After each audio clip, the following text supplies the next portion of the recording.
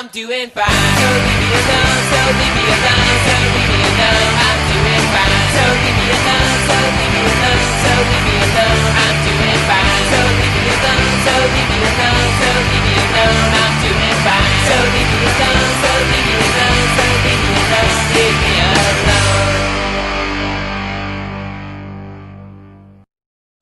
Hey there, everybody. How you doing? Again, if you listen to the podcast, we of course appreciate that. That's where everyone kind of jumps on board. But we do have a nice little video montage of childhood pictures of Terry and I. I've never seen that. How did I never see that before? That was fantastic. You both look so good. so youthful. So youthful. Enjoy it, of course, and we'll address some of those pictures because I appreciate that, Amanda. But I actually had quite an extended awkward phase as a youth. Terry, of course, always looks great, and I don't know if you noticed, but Terry is sitting in one of those pictures with Muhammad Ali. I'm sitting with my brother, who I dearly love, but I'd much rather have a photograph with Muhammad than my brother. From the hosts of the now, I think you're on your 7th episode of Labyrinths podcast. Sixth episode. Yeah. Christopher Robinson and Amanda Knox, thank you so much for joining us this afternoon. Good to be here. Yeah, thanks for having us. Let's talk about the pictures a little bit. Man, did I have just a rough middle school experience. Here's what I was sort of dealing with. When I was just after I grew in pretty much my baby teeth, right? Mm-hmm. I fell out of bed and I knocked these 2 teeth out and had to wait for my adult teeth to grow in. Oh. That was one issue. And at that age, the slightest of differences makes you right for bullying. Right. Terry, shut up. No one ever bullied you. Dude, are you kidding me? Really? Yeah, that's how he knew who to bully. Right? I fought a lot. People tried to bully. Yeah. I'm so glad I'm not a boy, by the way. At least I don't have to fight anybody. I don't know. It's anyway. The whole different thing. I was in fights for sure. But when I say I was in fights, I got pushed around a lot and then maybe wildly swung back at them and missed. And then that only made things worse for me. That was flailing. Just flailing. That was issue number 1. Then I used to have astigmatism in my left eye, which means it would turn in. The only remedy for this was this massive pair of bifocals. Old timey bifocals were if you had to look through the bottom to see one direction or, one depth perception and then the top to see another depth perception. Yeah, only my grandpa had those. Yeah, I had grandpa glasses. All right. On top of that, I was rather clumsy. So I was often running into things and falling over. So more often than not, I had just masking tape keeping them together. Harry Potter. Yeah, that's why I was the boy wizard. You were Harry before Harry. Yeah. And then I got this massive headgear right around 5th grade. Yeah. And I remember being out getting ice cream with my dad. And she was like, yeah, actually, I think it looks kind of cool. And that was the first time I was like, yeah. It was the first time I ever thought yeah. Your dad was trying to tell you oh no, it's cool, like Star Wars. You just basically got a cool helmet on. Right. It's fine. You just watch RoboCop. It was the first time thinking my dad's so full of shit. He loves you so much. He did. He cared so much. Let's get right into talking about your podcast because we're not going to talk about Terry's childhood. Oh, no. I suppose we should. No, I don't. There's no need to. We've had enough with Zach's. Terry and I do have the commonality though of we had championship fathers. Your dad won a CFL championship, Canadian Football League. Not champion dad with the mug, he's a great dad. Not number 1 dad. Real trophies somebody else got him. Yeah. Yeah, he did. He played football in Canada. Yeah, they actually, you know what? The thing is, Zach, they won 5 in a row. Jeez. They won 5 in a row. And so That's when I said I got bullied a lot. I don't say there's a couple of reasons why I got bullied a lot. One, I did get, I was a black kid and I grew up in a lot of predominantly white areas, so I had to do a little bit of that. But then when I lived in Canada, so my dad played in the Canadian Football League, and so kids would like kind of sometimes pick on me. They'd be like, "Oh yeah, you think you're so cool because your dad plays football," and I'd be like, "No, I really don't. I'm really cool because I'll put these on you," and then they put these on me too. So I got a bunch. Yeah. How big were you for your age group relative to other kids? Oh. I was normal size. I was usually pretty regular, average size kid. I was not. I was rather tiny. I gave you 3 reasons why I was bullied, but those were just the physical aspects. Forgive anybody who's heard this story before. But, most kids, they do what their friends do. They play soccer, they play baseball, something like that. Sure. I did not. I instead went into 3 different activities. One was tap fucking dancing. Oh my God, I need to see that in person. Have you seen this, Terry? Has he done this for you? My first time hearing it. He's kept this from you this whole time? You guys need to come on more often so I can get these revelations. Continue. So, there were a few issues with that. One, I was the only boy in the class. Today's Dance, that's what it was called, in Ironstone Village in Medford, New Jersey. There was one other boy for 1 week named Eric, and I remember him so vividly because he was just like, "Oh my God, there's another boy. That's fantastic." And then he quit immediately. So because I was the only boy, I would just become the centerpiece of any sort of our dance numbers, even though I wasn't a skilled dancer. You're basically like every dance was an interpretation of the harem. Like you're just in the middle. Exactly. The girls are dancing around you. We all know what it really means. So let me tell you about some of the outfits. Yes. How old were you when you learned the word sequin? I was 6. That's very early. Very, very early. So yeah, and I'm a girl. Like you think that girls would learn this sooner, but no, I think it took a while for me to learn sequin. Good. All right. Cool. Yeah. Got us there. So did that. I knew this very early too. Rubbing Vaseline on your teeth really helps you keep a smile. Yeah. Oh my so I remember God. that. What? Yeah. That's a thing. You're like that's a thing. Yeah, you're like a cheer boy. They do that in cheer a lot. They do. Now, how does that work? Is that because it like slips your lips, just like slip up into a smile? Like it kind of just reminds you to always be smiling. You're gonna kind of feel it on there, and you're like, I don't like that feeling. Okay. Oh man. Okay. Again, a visual element, but I'll hold it up to the camera. So there's me in a baseball uniform, dashing. Right. But what you can't really see until you get close is that Beetlejuice. You like Beetlejuice? Yeah, I'm kind of wearing the Beetlejuices. This was not my first day of Little League. This was a tap outfit performance. Yeah. And it looks like a Black Sox era, Wait, what were the little girl outfits to match that? Like, do you remember? Yeah, I mean, they were just more feminine versions of, again, because I was the centerpiece. So it's like, well, we'll have a baseball themed dance number. That is so cute. Yeah. And then here's another one.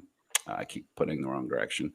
There's me. Those like vampire sleeves. Yes. Very piratey. Yeah. I mean, not an intimidating pirate. So Ren Fair. Very, very Ren Fair. Then I love it. My other 2 activities were horseback riding, the equestrian. Oh. Yeah, which is you were a dandy. I really was. I was very foppish. Oh. That's great because all the other boys were so into horses, like young boys are. We couldn't get enough of reading Sleeping Beauty.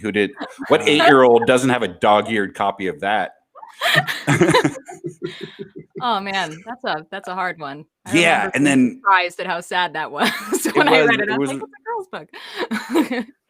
so I had to enter a bunch of those competitions, and the great thing about those is that you get ribbons instead of Manly trophies. trophies, yes. Not manly trophies. That are like phallic symbols. You get Exactly. your little bouquet rosette ribbon that's so obviously a vagina. Like, come on.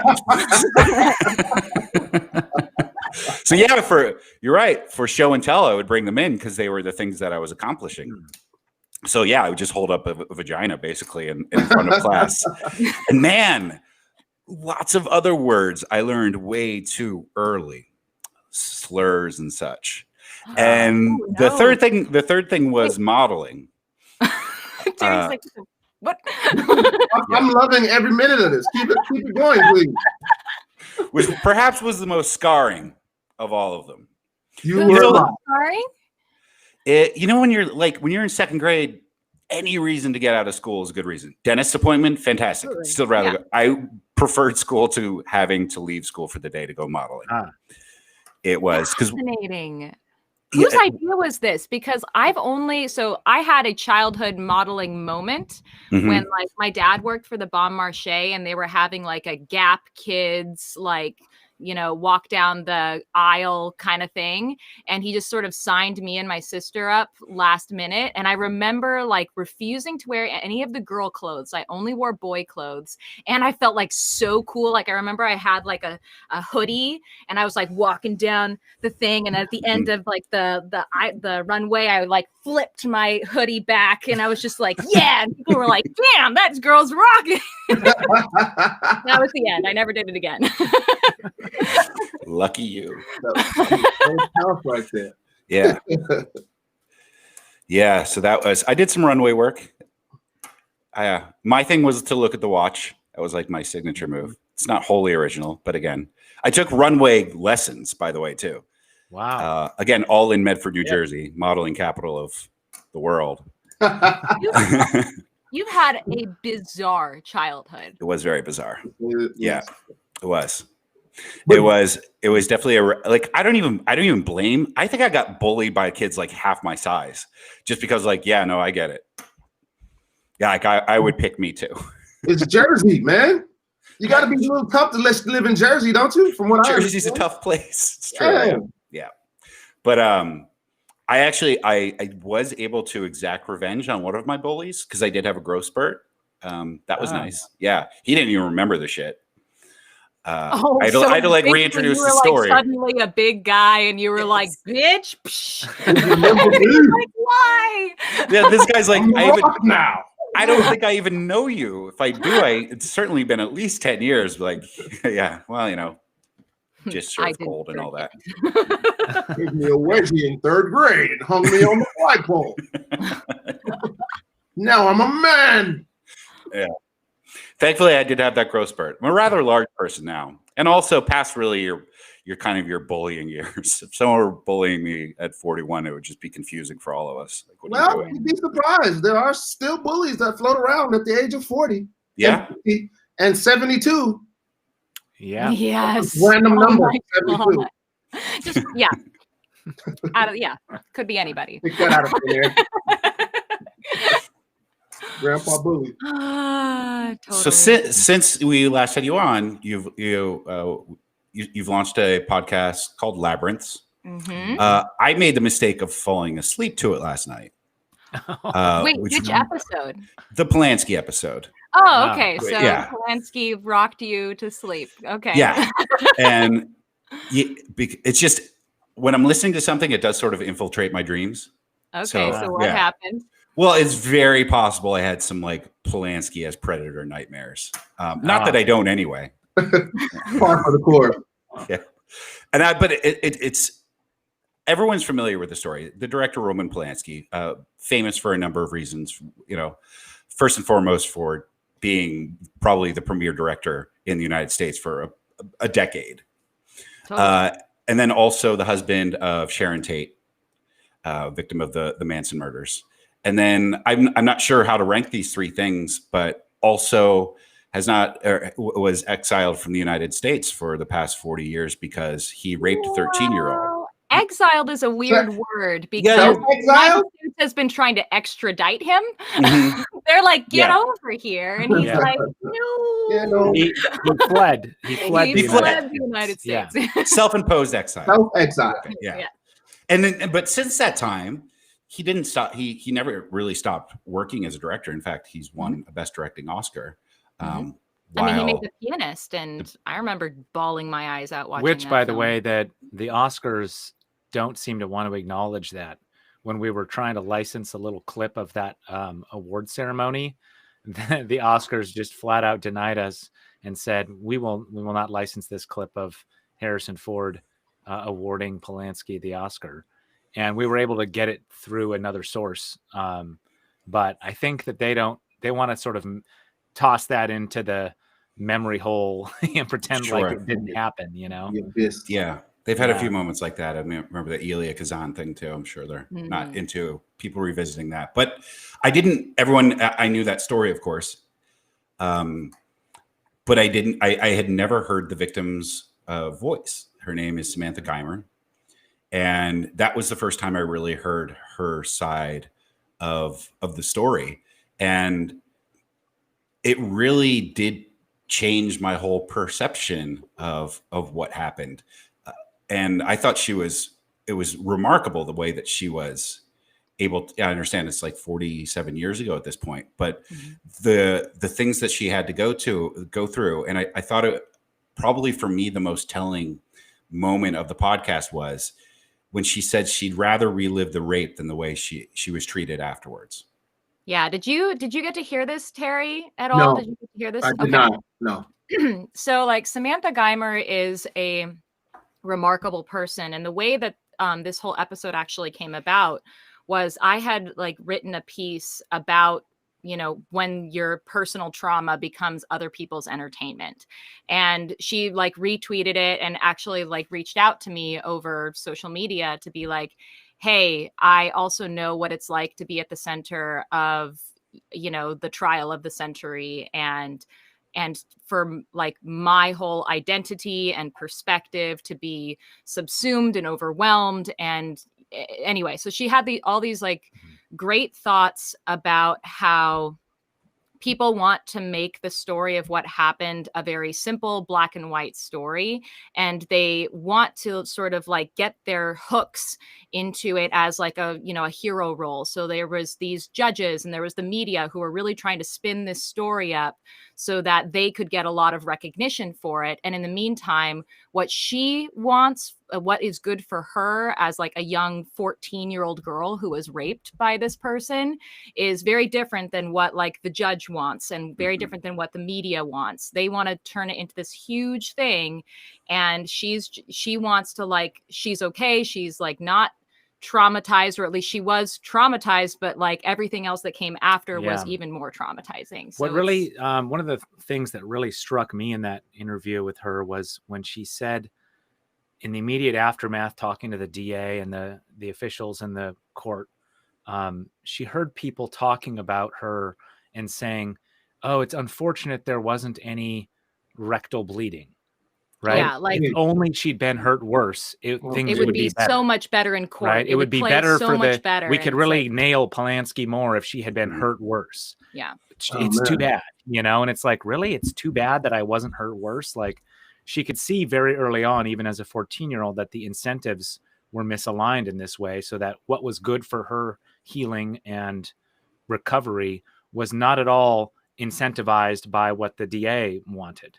And so she and her family had to fight with the DA to try and get a plea deal because the judge and the DA wanted her to take the stand, and that would re-traumatize her. And even having to do the grand jury testimony, as you pointed out, what she thinks of as more traumatizing than the rape.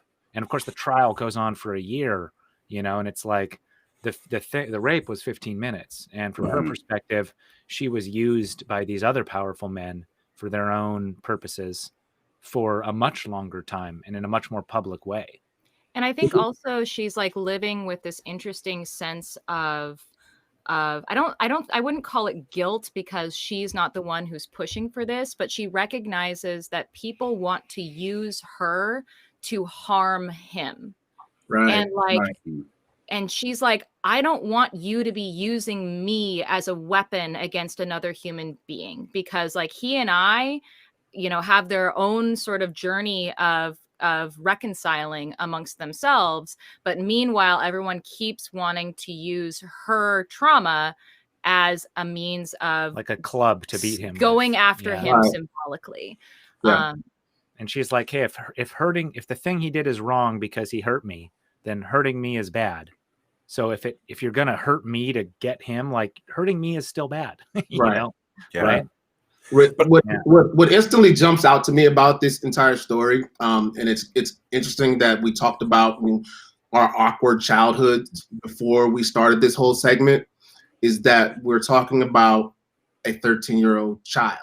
And the awkwardness that we had to deal with, the troubles and the traumas that we had to deal with as 13-year-olds that weren't put in that position, that were sexually assaulted, raped at that age, and then to be on a national platform like that in front of the world to see, and then to be used as kind of a pawn for different people's motives and motivations at that time. I don't understand. Did you guys get any sense of how that affected her, like as a child? Like as an adult, I can, it would be traumatic for any of us as an adult to go through something like that. Can you? I'm trying to wrap my head around what that must be like. Well, she goes into it in depth. She has a whole memoir, and she like talks about the aftermath, like after he finally ran away and like they couldn't go after him anymore. She was like, oh, okay, maybe this whole thing will die down and I can move on. Well, of course, that's not what happens. And she goes through her own, you can tell that a lot of what happened within her life as she, became an adult, was in part a result of all of what he did to her, but then what everyone else did to her, and feeling very alienated. And then whenever the court saga doesn't end, right, like there's weirdness around the way it got resolved right before Polanski fled to Europe. The judge, by the way, I mean, you should check out the episode, but like the judge is an interesting guy who had already presided over Elvis Presley's divorce, and he was like a celebrity judge. Someone Judge Ito of the custody battle between who was that? Was it Marlon Brando? Marlon Brando's custody battle, I think. So he had done some like high profile celebrity trials already. And he had inserted himself into this story. He was the head judge in that county, and he like snatched the trial for himself and took it from another judge and made him the presiding judge. And so, he wanted nothing more than to like be sitting atop that spectacle and bring in all the cameras and get this high profile guy and nail him to the wall. And so when Samantha and her family wanted a plea deal, that's not good for publicity. It's not good for the spectacle, right? And so the judge is trying to figure out how to thread the needle. The press is mad at him for being too lenient, right? Because it is child rape. Yeah, like we're talking about child rape. So it's complicated. What they ended up doing was like sentencing him. They didn't give him a definitive sentence. They gave him like 90 days of psychiatric evaluation at a local prison, I think, Chino State Prison or something. Yeah, he was in prison for that. And the plan was that after that evaluation, the judge would sentence him to time served. And this was all agreed, like behind closed doors. Like everyone sort of was like, okay, here's the plan. And now we just have to stage it for everyone to see. And then the judge thought the media heat will die down. I'll be able to sentence him to time served and this can go away. But then the officials at his psychiatric evaluation let him go after 45 days.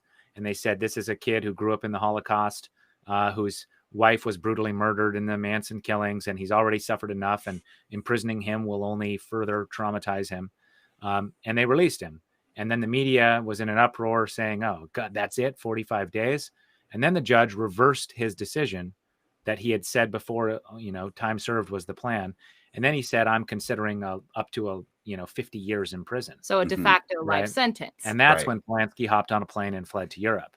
So did he serve his sentence? Did he not? Like according to the DAs and everything, he never actually was sentenced. And so what that means is 10 years later, 20 years later, 30 years later, they keep trying to bring him back to serve, to go to court yet again. And it's like whenever there's a new DA who wants to make a name for themselves by being the DA that finally stuck it to Polanski, and they're of course all running for office and they're elected, right? That's a great way to get publicity. And so the case crops back up, and then 30 years later, Samantha's back in the news. And like there are paparazzi outside her house, and right? So like her trauma gets brought up again and again whenever the case gets brought up again and again. And all of a sudden, Yeah, you mentioned that people thought that the sentencing and just the judge in general was being too lenient, but then it seemed to be revealed too that there were a lot of people who hated her because they just loved Roman so much.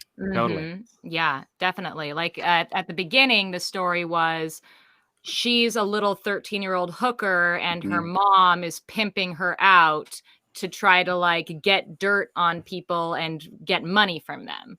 And so like that's the way that she and her mom, especially her mom, her poor mom, who was just like one day learns that her daughter has been raped and calls the cops because she thinks that's the right thing to do, and then gets thrown under the bus. Anyway, it's this whole crazy, crazy story that has all of these different layers and is really complicated because like, Samantha does not pretend that she wasn't raped. Like she very, very explicitly, like in her book, walks you painfully through every horrible, gross, disgusting, like I said no this time, I said no this time, and like he kept going, and it was just, it's so bad. And then for her to arrive at this place of like, if I can let it go, all of you guys need to just let it go. Like it's so interesting. So anyway, one of the things that's revealed towards the end of the episode is that Polanski apologized to both Samantha and Samantha's mom. And that weirdly did bring her quite a great deal of comfort, which and it isn't like usually a resolution in a story like this. Exactly. And it shows how like weirdly the dysfunction of the judicial apparatus, which is supposed to be this sort of higher power that we all have that's supposed to sort of settle our disputes for us, is the very thing that like malfunctioned. And it was its malfunction and that brought them together and allowed them to like have a sort of shared experience of trauma and a common enemy. A common enemy. They were both being abused by the media and the court, who didn't really, the interesting philosophical question this brings up is when a crime happens and there's a victim, what does the victim's experience count for in terms of how we should deliver justice? Does it matter at all? Does it matter some? Does it matter none? Certainly it can't be the only thing that matters, because often, in Lamanda's case, for instance, if the family of Meredith Kircher wants her nailed to the wall, like, well, they're wrong. She didn't do it. It doesn't matter if they believe that. The fact that they believe that shouldn't mean that someone is convicted, right? But should the family of the victim, or if it's a rape case, should the rape victim herself, should her desires factor into how we deliver justice? And that which they do in some crimes. I mean, some crimes you have the choice whether or not to press charges. They definitely do. And she's the one who points out, like, if I were saying nail him to the wall, you'd be like, the victim says this, we have to like respect the victim. But when I say show him mercy, like my opinion all of a sudden doesn't matter. And I think it also goes to like, there's a reason why a lot of sexual assaults aren't reported. And that's because a lot of people don't want to see someone who sexually assaulted them have their entire life ruined by the judicial apparatus. And there's not like, we have this sort of grand idea that like, oh, the right thing to do in every single instance is to like destroy the life of this person. And well, what if that's actually going to be very damaging on top of the sexual assault itself? Anyway, so that's just like one episode. There are two, just by shining a light on somebody's life for that period of time kind of inherently destroys it, like being in a spotlight like that. Yeah. Even if people weren't blaming Samantha or whatever. But what it just poring over the details of what actually happened that day, the day of the rape, it is sort of hard to imagine she was Polanski's only victim. I mean, this is obviously but the way, you wonder. There have been other accusations over the years from other women. I think, he has the bad habit of dating. But now, maybe how old is he 18-year-olds. now? We should look it up. I'm not sure exactly how old he is. He's in his 70s, he's in his I think, 70s, right? If he ever was a threat to other victims, I don't think he is now. And the idea that, the French Film Academy just this last week kicked him off their board finally for some reason. Interesting how long it took them.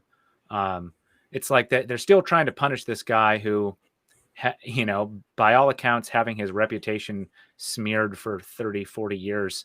He's 87. He's 87. Wow. Yeah. Right. I mean, does anybody know if there's is there a statute of limitations to these charges that he was facing in the first place? That's a good I know murder lasts forever, but because it does remind me of some of the Cosby accusations where they just couldn't prosecute because there had been a statute of limitations, which is. I mean, I know as of a few years ago when the DA had another bid to try and get him back in a courtroom, clearly the statute hadn't run out if there was one. So probably because charges were filed. Yeah. So because charges were filed, that wouldn't. And of the weird legal place that it got stuck in, Yeah, actually, that's a good point. in limbo. Yeah. Anyway. So Terry, these are the kind of stories that that's it's probably the heaviest episode so far. Wait for it. Well, not all the episodes are so traumatic and heavy. I just want to hear about tap dancing boys with wearing sequins. Please, you're getting too deep for me. You're out of my depth. It's not like I retained nor ever learned initially how to properly tap dance anyway. You start day one on shuffle step. Leave what you choose. I want to see evidence. I'm sure somewhere there's probably shaky VHS footage of one of our performances. No, I mean, I want you to get your camera, aim it at your feet, and start doing a jig. Stop shooting. It's like riding a bicycle, right? Gotta never forget. Right. You'll never forget. I don't believe it. Yeah. Another thing that I wanted to talk to you two about, there was something that I saw you tweet about, Amanda, I think even earlier today, where someone who had supported you in the past, was certain of your innocence, was upset by the way you were treated. But now, because you said something politically, which is a completely unrelated issue, because you said that, now they're like, well, clearly she did it. Clearly she's guilty. So this happens to me not just once. It happens to me all the time. And I think that so this latest episode of the podcast is all about political polarization and specifically how political polarization sort of warps people's ability to be rational, or it warps their perspective. And my sort of example of that was the huge number of times that I've had people say to me, I used to believe in you, but you expressed this view that I disagree with, and now I think you're guilty. Or I always thought you were guilty, but now that you've expressed, view Y, now I really think I know you're guilty. And sometimes it's even like, oh, now I know you're a Democrat. Or a Democrat. Yeah, you're a Democrat, and I wish you were in prison. And I'm like, wow, okay. Oh, Democrat.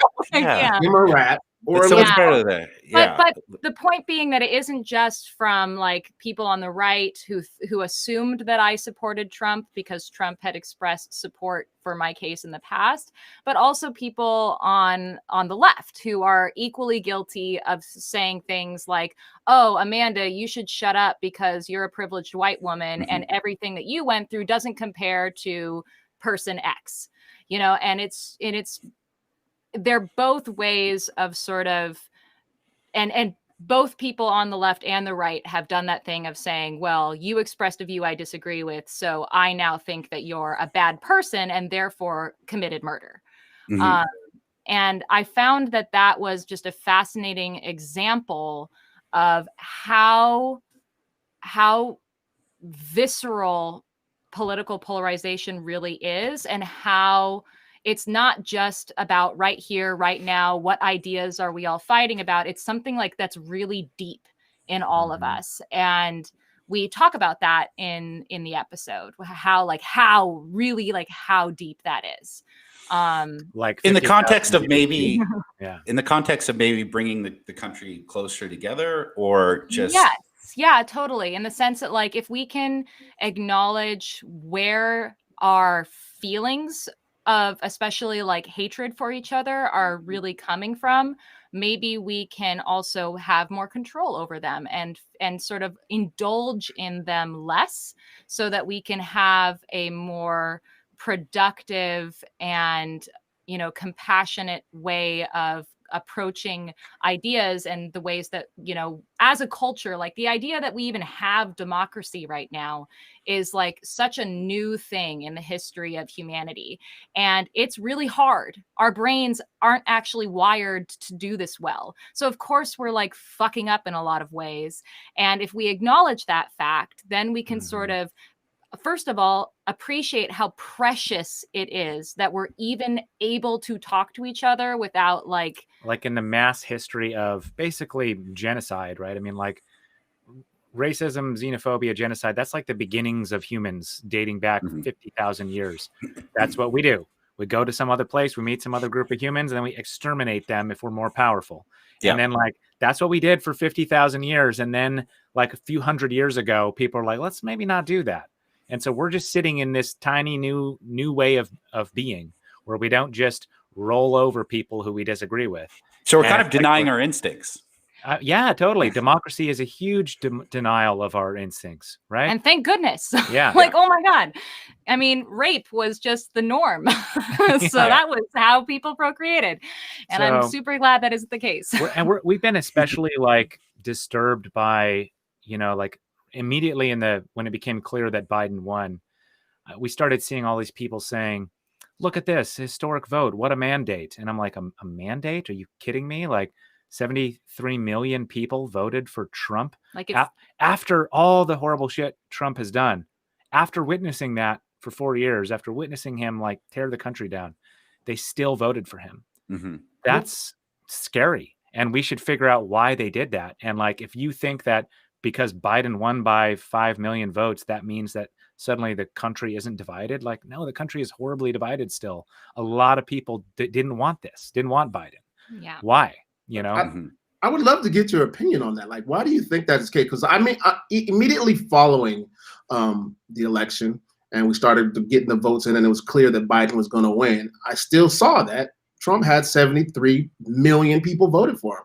And I posted on social media, like, regardless of the final outcome of this situation, and it looks like Biden is going to win, I will never see us the same. I will never see us the same, because I saw that for 73 million people, these things weren't deal breakers. Racism wasn't a deal breaker. Xenophobia wasn't a deal breaker. Putting kids in cages was not a deal breaker. Pulling away from the Paris Accords was not a deal breaker. Ostracizing ourselves from the rest of the free world was not a deal breaker. Why? I mean, why do you think that is? Like, do you have any clues as to guesses? I mean, I'm sure that would probably, you know, maybe you could run for president if you do the answers. But I think a big part of it has to be, as who was it? Sam Harris said this, maybe, like, those people have had a fire hose of misinformation aimed at their brains for 4 years. So like, I think a lot of them, not just like 4 you know, years, honestly, like polarization has been getting worse and worse for like 20 years. And it's just, and also I think another thing to think about is that for every Trump supporter, the answer is not going to be the same. So there are some Trump supporters who are like, you all cheated. It's all dead people who voted, and like he won, and like they're on the train of like the coup.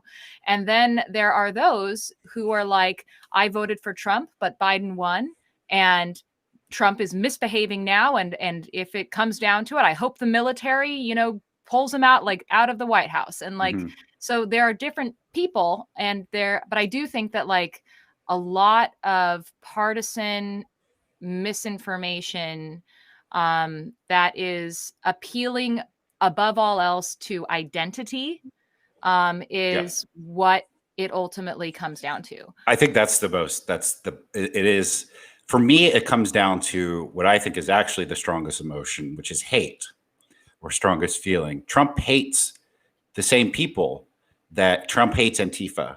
Trump hates BLM supporters. He hates, he hates Mexicans. These are all people that a lot of his supporters hate too.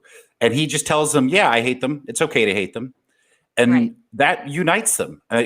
There's so many people I know that fully understand there's nothing, who are, self-appointed conservatives who understand, if you just break it down point by point, there's nothing conservative about the Trump administration. And they'll concede that. But then he also doesn't like the same groups of people that liberals can be really annoying. We're like annoying, you know? We have glasses like Christopher. Like, those are very liberal glasses. Thank you. What do you mean? I can see those are the Proud Boy 101s, man. Those guys out there with the camo and the. They're made of recycled tiki torch. It's recycled. You're mixing. Yeah. I think when you talk about the hate there, I think like the key thing is people aren't motivated by logic and rationality. They never have been. They're not convinced by it.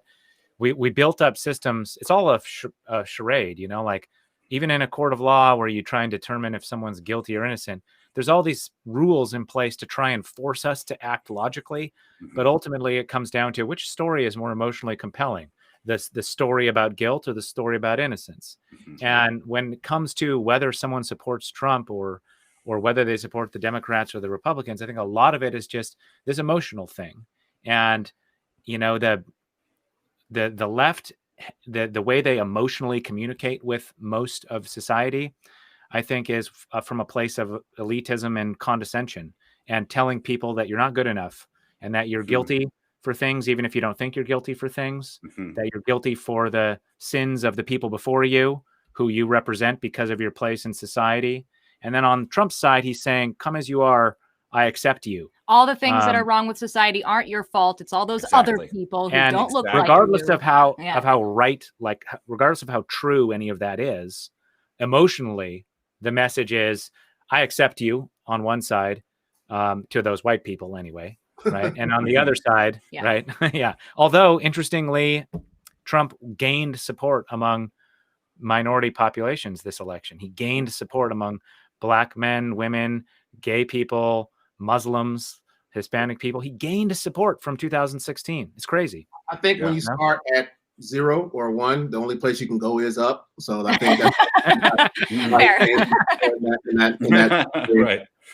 I do. This is one thing I do wonder, and again, want to get everybody's opinion on this. In looking at the way that liberals approach things, the way that liberals, the platform is, do you think they just have a worse marketing and branding strategy than those in the conservative or the GOP party?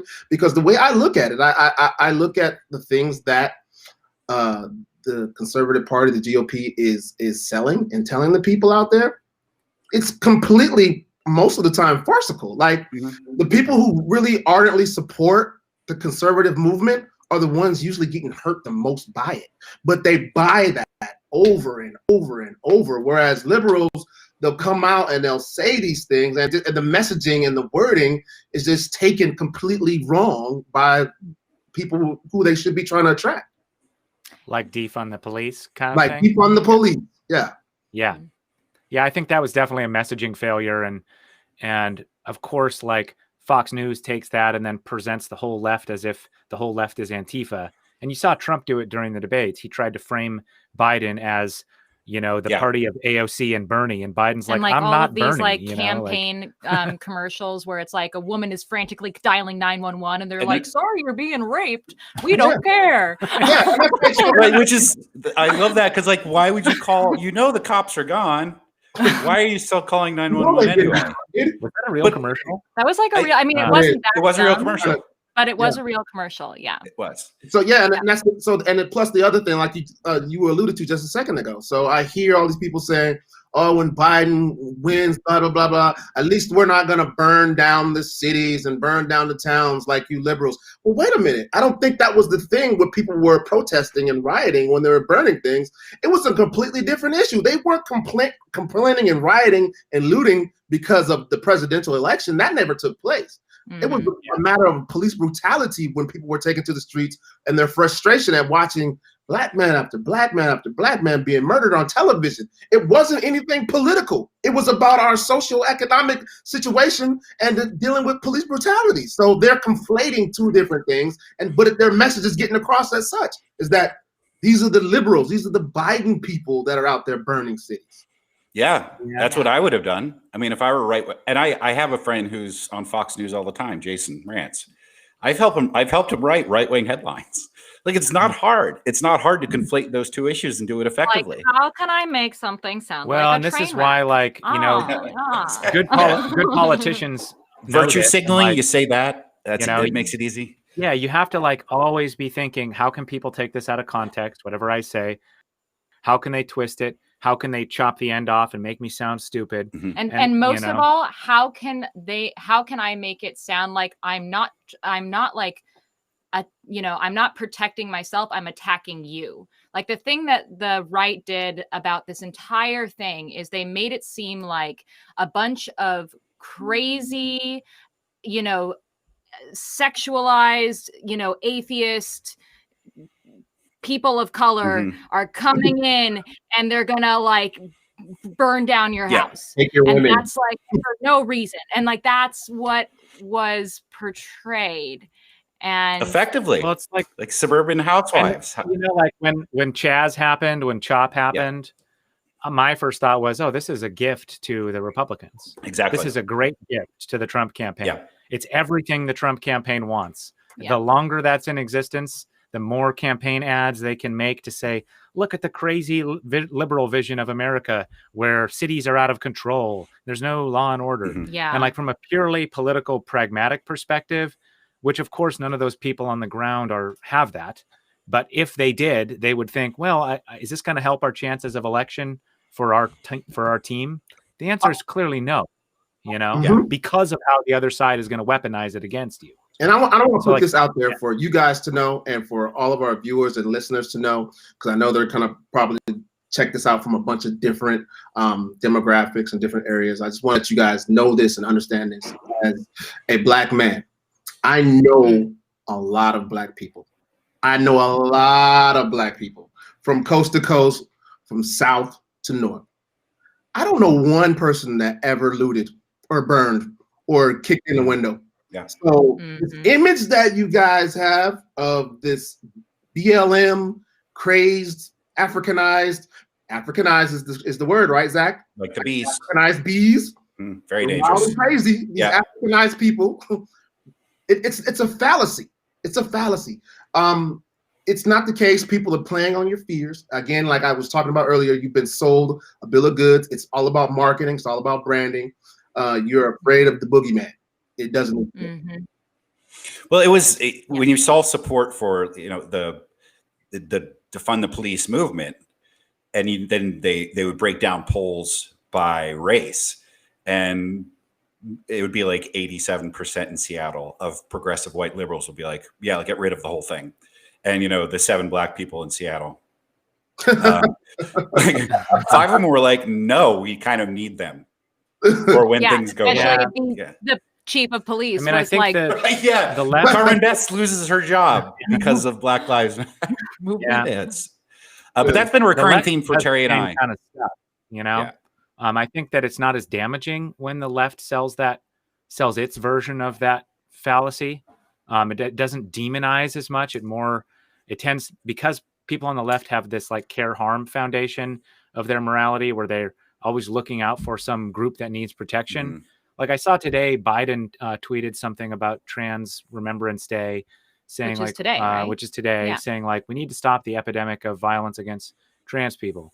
And then in the comments, I'm reading them, and someone did the math and said, okay, well, the trans population is estimated to be this number. here's the number of people that you say were killed. It's this percent, 0.0026%. The murder rate in general for people in America is 0.0048%. So by those numbers, they're actually getting murdered less than your average person. What does that mean? Maybe it means it's not an epidemic. And then someone else was like, you racist, you transphobe or whatever, right? And it's like, and then a third person's like, well, hey, we can care about trans people and not want them to be hurt for being trans. And we can also not misrepresent it as an out of control epidemic if the numbers don't actually support that. So which is it? But of course, that sort of nuance isn't useful for the people who are doing the messaging. Yeah. I don't Epidemic is a way more easy thing to say. Yeah. Why do people always want to use the word epidemic too as well? Like this is an interesting example of like, we need to exaggerate numbers in order for people to care. And it's like, even if like one trans person is killed because they're trans, like that's one too many. Yeah. Absolutely. But try saying that. I mean, this is how Katie Herzog makes a living, essentially. Just by saying it over and over and over again. Every time she does, there's 300 new goddamn patrons. Jesus. So a tinge of jealousy there. Yeah. You're that is an issue that the left picks itself apart when it comes to trans issues. Way more than a conservative versus progressive argument. Like the war on how to speak correctly about trans issues is a war that is primarily raging amongst, I would say, white progressives on Twitter, who, of course, have their pronouns in their bio. Right. Yeah. Yeah. I think it's also useful to remember how small of a slice of society Twitter is, You think it's not the whole country, no. But that's how it feels, and it's hard not to feel that way, right? It feels that way when like people are losing their jobs over things that they tweeted. Right. That's why it feels that way. Like it's outrageous how much power somebody attacking another person on Twitter has on real life. It's bizarre. I don't know why that is. Well, I came home from prison and all of a sudden there was Twitter and everybody had it and it was like on TVs, like there were live Twitter streams on TVs. And I was like, what is going on? You're all crazy. Gave everybody a voice and the world went crazy. I mean, I think that's why you got to put it in your bio, in your headline. These tweets are my own and not of my XYZ company. That absolves you from any guilt, right? Yeah. Maybe. Yeah. Right. Whole Right. People say retweets don't equal endorsements. Yeah. And it's like, yeah, duh, right? Like, I thought this was an interesting take. Maybe you should read it, even if I disagree with it. Well, I've seen actual people investigate some Twitter users like past. Like they'll go 4 years ago, they liked a tweet by Richard Spencer or something, and then dig that up. Wait, that happened to you, Terry? I've had it done. Yeah, absolutely. What did you like that you weren't supposed to?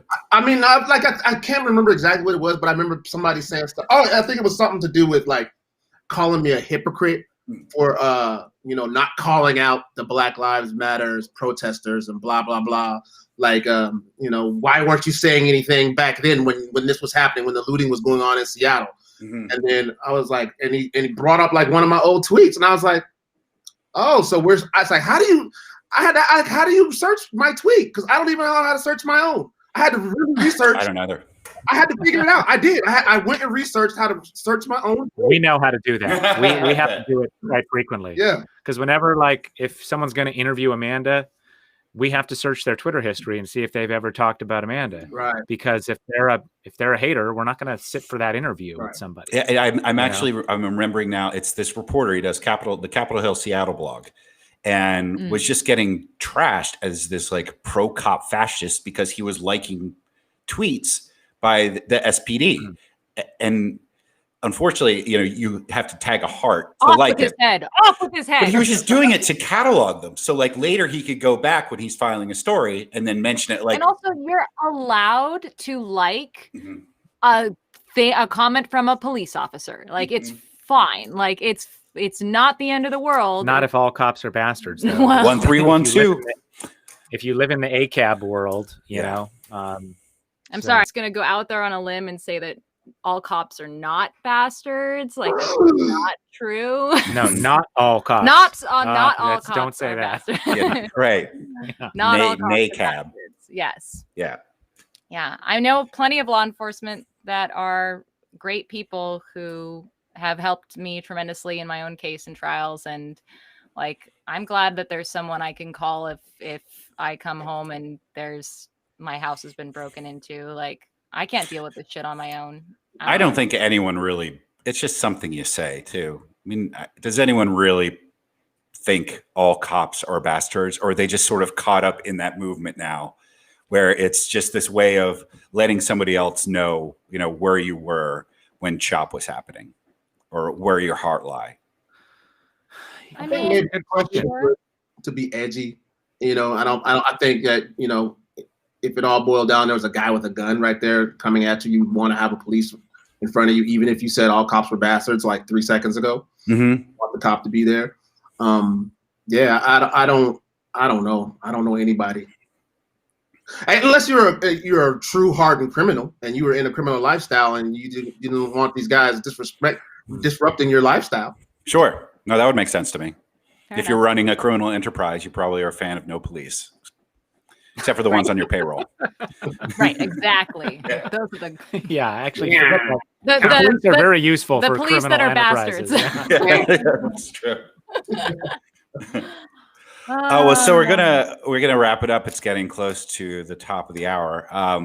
I wanted to just see, we are sort of in the midst of the holiday season. Thanksgiving is coming up. I'm assuming that you're still hunkered down out there in West Seattle. We are hunkered down. It's the first Thanksgiving that I'm missing with my family since ever since prison. Like, the only other times I've missed Thanksgiving is in prison, so it's sort of a bitter thing. But Yeah, for a second. I'm sorry. I gotta say this. It still just kind of blows my mind sometimes. I look at your face. Yeah. And I know, and I'm getting to know this person that I talked to is Amanda, and her to say, "Yeah, that time I was in prison." Yeah. Like, I know people that have been in prison, and I'm like, it's still kind of weird for me.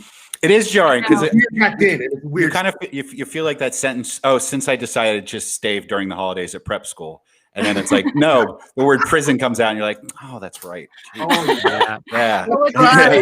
Okay, how about this? This is actually really fun because I had Chris do this the other day. You know how like your phone sort of gives you little picture reminders, like, oh, remember what you were doing 6 years ago? Okay. Look at yourself at 20 years old, and then be like, if I were Amanda, I'd be going to prison right then. That was me back then. I was like, honest to God, like here, since we're having a moment of honesty here with each other. Yeah. I used to be like, I feel so like I used to be like, she's probably scared to death, like scared shitless. Because like I said, I've known people who were pretty hardened criminals and people who have been to prison, and they were pretty tough guys, tattoos on the faces and necks, and that's not a place. No, I wouldn't wish my worst enemy to be in prison behind bars, but for any minute. And for that little young girl that I used to see on TV, I used to be like, damn, man, I feel bad for her. She's probably scared to death in there. Yeah, those cops are bastards. Yeah. Although I swear, I think I'd rather do a stint in Italian prison than intense tap dancing lessons. I'd rather be behind bars than have to. I don't know though, because like I'm glad that of the four of us, it was me, because women's prison is not as bad as men's prison. And I think all of you are too pretty for this. We were talking about it last night. Actually, this came up, and she's like, I'm glad it was, if it had been you would have been a piece of meat. Yeah. And she's probably right, If I think I had glasses, they'd have had some lipstick on you. I know. Well, I had a picture of 20-year-old me like playing, a board game or something, and I just looked like a dumb little naive kid. Yeah. And so did Amanda. I mean, so do most 20-year-old kids. And a lot of 20-year-old kids are being sent to prison. Yeah, which and it's is like sad. 18, 17 to 24. 14, Is that? Yeah. Totally. Yeah. It's horrible. Ugh. Yeah, I had an emo phase That probably wouldn't translate well in prison. No. Hey, instead of assaulting me, I could read you Cats in the Cradle by Kurt Vonnegut if you want to do that instead. Have you ever heard of Texas is the Reason? They're a really great band. Well, thank you. The podcast is called Labyrinths. I'm going to catch up on all of them. Because I'm a huge fan of Andrew Yang. I hope that he stays. And I think that was the third episode. That was the second episode. Second one. Yang's great. Yeah, he was just fun to talk to. I hope he stays relevant. I hope I don't know when he'll actually win office, but as long as people are listening to him, because I think his ideas are tremendous. And the more he's unlike most other idealists. Like after a while, when I was young, I was into Ralph Nader until I heard him talk for like the second hour. And I was like, nah. But the more you hear Andrew Yang, he wins you over. Guy just is full of good ideas, Good ideas and a lot of like just compassion for people. And I really like that because you know what? It's hard for me to imagine what it's like to be a coal miner in freaking over there. When people talk about like the job crisis, he's the only one who says, you know what? Maybe those coal miners don't want to be programmers. Maybe they wouldn't be good at being programmers. And it's not some solution to just say, teach them to code. Teach the truck drivers to code. Like that's a bad solution, Also his foundation, Humanity Forward, like our own government gave that measly $1,200 one-time payment to people this entire time. Mm-hmm. Humanity Forward created a program where they're linking up rich people with people who need help during the pandemic and just saying, do you want to sponsor a family? Can you afford to sponsor a family for $1,200 a month? Do it. Yeah. And like became a conduit to connect people directly to just funnel that sort of UBI pandemic relief. Right. He's doing cool stuff. That is one of the greatest instances of inaction ever. The government gave us all $1,200 and we're just like, here you go. Yeah. Maybe we'll get around to another. Last for 7-8 months on this. Yeah. Good luck. Yeah. Actually, can you go back into your hole that is slowly being drained of resources? Right. Stop complaining about it. Fucking pay me, bitch. Shut up. Yeah. Well, thank you both. It's always great to talk to you. Yeah. So good to talk to you both. Great to see you. Absolutely. Have a wonderful Thanksgiving. And Terry, we'll connect next week. We have Jose Moreno on. Maybe we'll try to squeeze in a couple of episodes. What's that? All right. All right. See you guys. See ya. All righty, guys. Have a good one. Bye.